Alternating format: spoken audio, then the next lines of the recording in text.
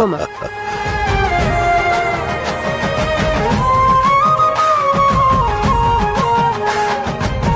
ಇನ್ಮೇಲೆ ನಾವೆಲ್ಲ ಒಂದೇ ಕುಟುಂಬದವರಿದ್ದಾಗೆ.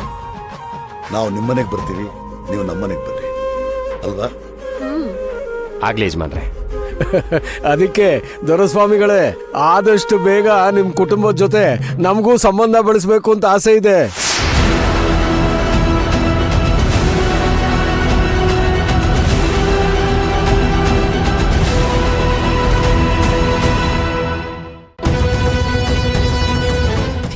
ಏನ್ರಿ ಹೇಳ್ತಿದ್ದೀರಾ?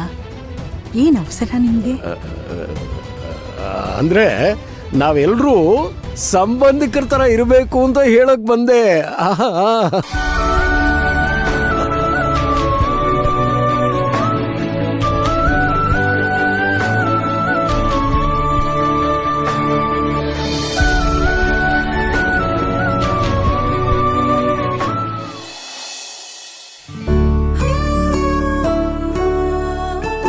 ಅಮ್ಮ, ವಂಶಿ, ಏನೇ ಇಷ್ಟೊಂದು ಖುಷಿಯಾಗಿದ್ಯಾ? ಅದೇ ಅಮ್ಮ, ಮನೆ ಗೆಸ್ಟ್ ಬಂದಿದಾರಲ್ಲ.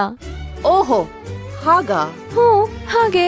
ಆಮೇಲೆ ಇವತ್ ಎಲ್ಲಾರ್ಗೂ ನನ್ ಕೈಯಾರೆ ಅಡ್ಗೆ ಮಾಡಿ ಬಡಿಸ್ಬೇಕು ಅಂತ ಡಿಸೈಡ್ ಮಾಡ್ಬಿಟ್ಟಿದೀನಿ. ನೀನಾ ಅಡ್ಗೆನಾ? ನಾನೇ. ಯಾವ ಖುಷಿಗೋ? ಅದೇ ಅಮ್ಮ, ಮನೆ ಗೆಸ್ಟ್ ಬಂದಿದಾರಲ್ಲ. ಈ ಕಡೆ ಬನ್ನಿ ಬೇಗ ಬೇಗ. ಏ ವಂಶಿ, ಇವತ್ತು ಸೂರ್ಯ ಪೂರ್ವದಲ್ಲೇ ಹುಟ್ಟಿದನಲ್ಲ. ಯಾವತ್ತು ಅಡ್ಗೆ ಮನೆ ಕಡೆ ಬರ್ದೇ ಇರೋಳು ಅಡ್ಗೆ ಮನೆಗ್ ಬಂದ್ಬಿಟ್ಟಿದ್ಯಲ್ಲ. ಏನ್ ಸಮಾಚಾರ? ಅದೇ ಅಮ್ಮ, ಗೆಸ್ಟ್ ಬಂದಿದ್ದಾರೆ ಅಂತ ಹೇಳದ್ನಲ್ಲ.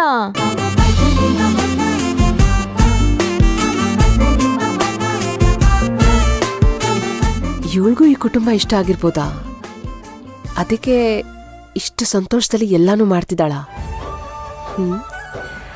ಇರ್ಬೋದು ಇರ್ಬೋದು, ಎಲ್ಲಾ ದೇವ್ರಿಚ್ಛೆ.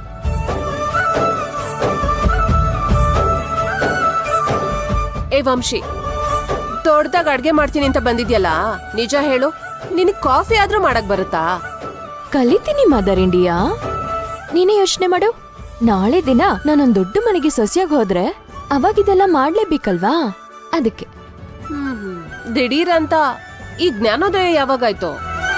ನೀವ್ ಎಷ್ಟೆಲ್ಲ ಕೇಳಿದ್ರು ನಂದ್ ಒಂದೇ ಉತ್ತರ, ಮನೆಗ್ ಗೆಸ್ಟ್ ಬಂದಿದಾರಲ್ವಾ. ಎಲ್ಲದಕ್ಕೂ ಒಂದೇ ಉತ್ತರ ಕೊಡ್ತಿದ್ಯಾ, ಹುಷಾರು. ಇರ್ಲಿ. ಏನ್ ಕೃಷ್ಣ? ಅದು ಶಾಖ ಚೀಲ ಬೇಕಾಗಿತ್ತು, ಅಮ್ಮಂಗೆ ಮಂಡಿ ನೋವು ಅಂತ ಹೇಳ್ತಾ ಇದ್ರು. ಒಂದ್ ನಿಮಿಷ ಇರು, ತಂದ್ಕೊಡ್ತೀನಿ. ಏ, ಬಾಣ್ಲಿ ಇಟ್ಟಿದೀನಿ, ಎಣ್ಣೆ ಹಾಕಿ ಒಗ್ಗರಣೆ ಹಾಕು.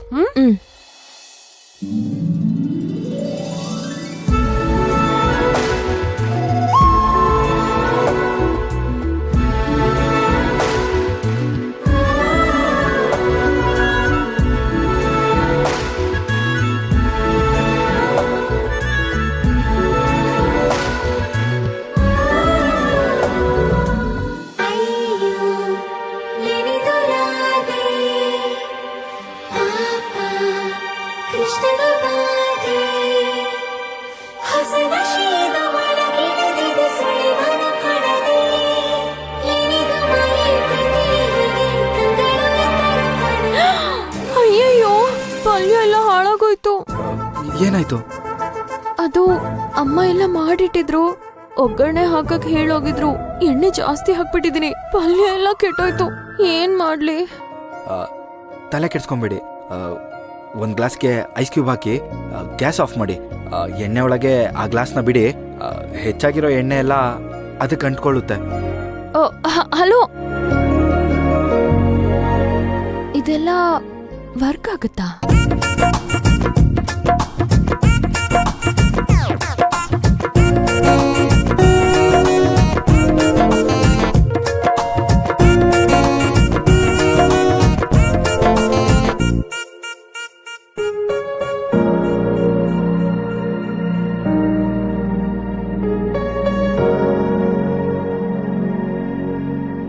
ಪರವಾಗಿಲ್ವೇ? ನಮ್ ಹುಡ್ಗನ್ ತಲೆ ಚೆನ್ನಾಗೇ ಓಡುತ್ತೆ. ಎಷ್ಟೇ ಆದ್ರೂ ಮಾಸ್ಟರ್ ಶೆಫ್ ಅಲ್ವಾ?